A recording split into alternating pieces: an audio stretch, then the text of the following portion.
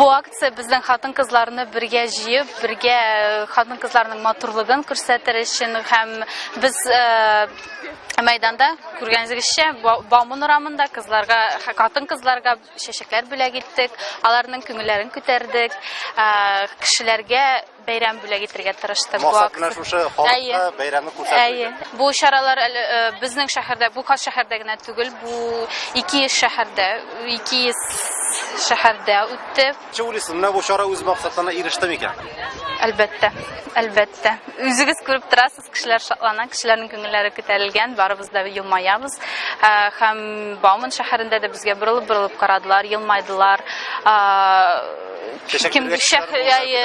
Күңелләре күтәрелде. Олы кешеләрнең күбесенчә кәефләре юк иде, күргәнемчә, кәефләре юк иде. Хатын кызлар килеп, чәчәкләр бүләк итеп, алар белән сөйләшеп, яхшы теләкләр теләгәч, әйбәт теләкләр теләгәч, аларның елмаю, күңелләрендә ниндидер җылы хисләр уянып китте дип уйлыйм.